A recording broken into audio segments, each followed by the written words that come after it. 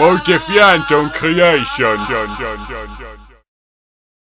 Finns det liv på andra planeter? Har utomjordingar kraschat här på jorden i sina ascoola ufon? Och har reptilerna hjärntvättat oss så att ingen vågar tro att ufon verkligen finns? Det är det vi ska undersöka i dagens avsnitt av Mystikhörnan.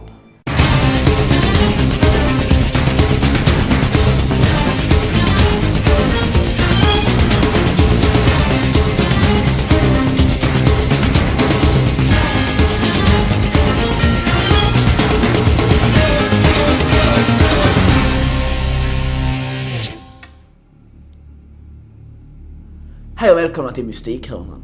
Jag är Morgan Månstråle, er värd för aftonen.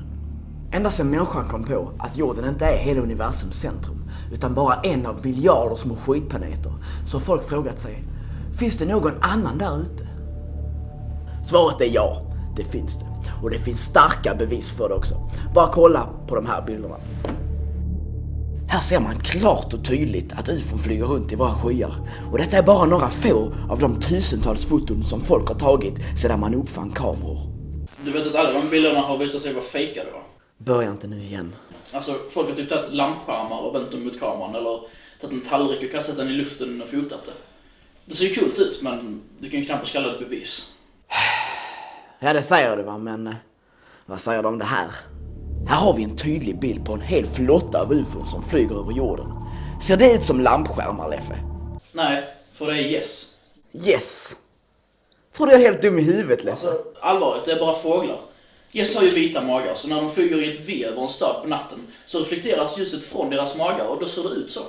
Tror du verkligen du kan lura med något så långsökt, Leffe? Det är väl uppenbart att det rör sig om en flotta rymdskepp från en annan planet. Nåväl. Vi har alltså konstaterat att ufon och utomjordingar finns på riktigt. Men det alla inte vet är att utomjordingarna är mycket närmare oss än vad vi någonsin kunnat ana. Långt inne i gasplaneten Jupiter bor de så kallade rymdjupitanerna. Det är en mycket mystisk art. Så mystisk att ingen förutom jag har hört talas om dem. Förrän nu. Du menar att du hittar på dem precis? Shh. Det mest intressanta med rymdjupitanerna är dock deras extremt high-tech rymdskepp, så kallade ufon. Med dessa kan de resa 1000 gånger snabbare än ljusets hastighet, åka rakt genom solen utan att bli skadade och spränga hela planeter med sina intergalaktiska dödslasrar. Man skulle kunna säga att deras teknik är ljusår före vår. Det finns dock en massa myter och tramsiga konspirationer kring dessa ufon. En del säger att ett ufo kraschade i staden Roswell i USA och att militären fraktade bort vraket till den hemliga militärbasen Area 51. Vänta lite. Om ett ufo kan åka rakt genom solen utan att bli skadad, varför skulle de då krascha här? Borde de inte bara åka rakt genom jorden eller något? Alltså Leffe, du hakar upp dig alldeles för mycket på detaljer. Lämna det här åt mig, jag har fan en doktorsexamen i ufologi. Vad har du? 30 poäng meningslös existens och 2 månader på Makedonka, va? Ha? Alltså, det är logik, inte detaljer. Problemet med den här teorin är bara att så många tror på den. Om den verkligen var sann så skulle reptilerna hjärntvättat alla som trodde på den för länge sedan. Därför är det bara en konspiration. En konspiration som reptilerna själva har hittat på. Bara för att locka alla korkade sheeple till en och samma plats.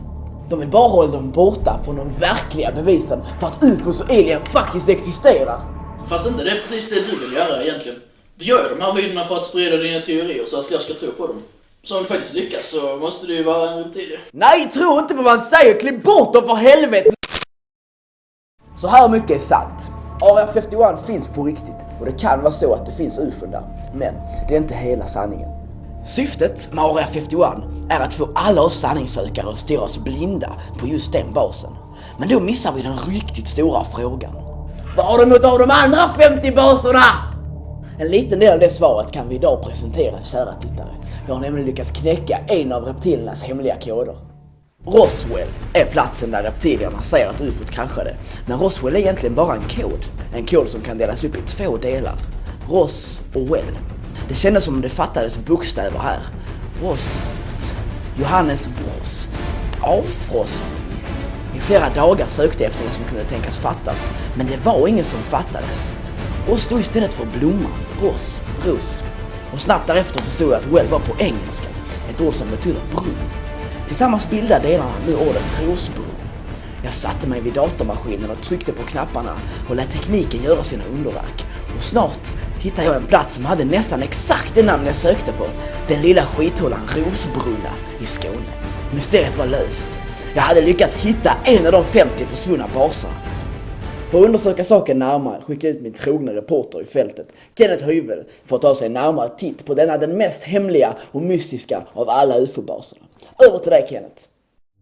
Vi befinner oss idag i Rosbrunna, som visar sig vara så litet att jag inte vill kalla det för en by. Det är snarare 3 hus och ett vattenhål mitt ute i skogen, men ja. Det ligger en väldigt mystisk känsla över den här platsen. Det är precis som det fanns något här som fick platsen att verka mystisk. Säkerheten här är så pass hög att man inte kan se att det är en hemlig bas. Men vi har som sagt starka bevis för att det här verkligen är platsen. Alla Rosbrunnas 8 invånare kan komma få sina liv helt förändrade efter idag. Om de inte redan vet om att deras brunn är en bas och är med i konspirationen. Kanske är Rosbrunna den första och hemligaste av alla baserna, Area One, och de är dess väktare. Det vet vi inte ännu, men låt oss ta reda på det. Den här brunnen leder flera 100 meter ner i marken till ett laboratorium där tusentals vrakdelar från UFOn förvaras och experimenteras med.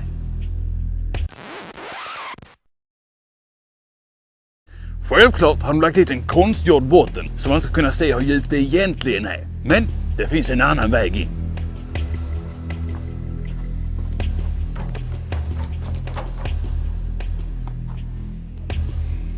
Det är låst. Man kan inte se det nu va? Men nere i djupet har militären byggt en bautastor magnet. Och så fort UFOn kommer sätter de igång den och så dras UFOt ner mot jorden och ner i deras underjordiska bas. En magnet? Om den magneten är så stark att den kan dra ner UFOn, borde den inte störa jordens magnetfält då? Nej Leffe, det är ingen vanlig magnet. Det är en supermagnet. Det är en magnet som drar in stora metallföremål från rymden utan att påverka jordens magnetfält. Så den drar in asteroider då också? Är inte de gjorda av sten? Delvis, men de består till stor del av metall. Leffe, avbryt mig inte med din jävla fakta och fysik och jag försöker göra mitt jobb här. Vad fasen var det? Fort in i buskarna!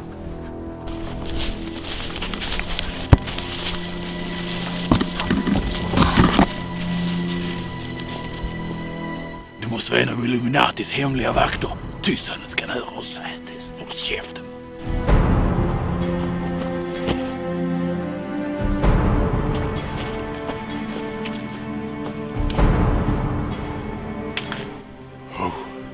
Det var nära ögat det. Som ni ser är Rosbrunna en plats full med mörka hemligheter och hemliga mörkheter. Och vi har nu obestridliga bevis för att Rosbrunna egentligen är en hemlig UFO-bas. Över till dig Morgan. Tack för det, Kenneth. Och det var allt för idag. Men det finns mycket kvar att upptäcka. Köp gärna min senaste bok, Den stora alien-UFO-sanningen. 147 alien-hemligheter som du inte trodde fanns och som Illuminati inte vill att du ska få reda på. Fina recensioner har den fått också. Köp du den så ses vi nästa gång.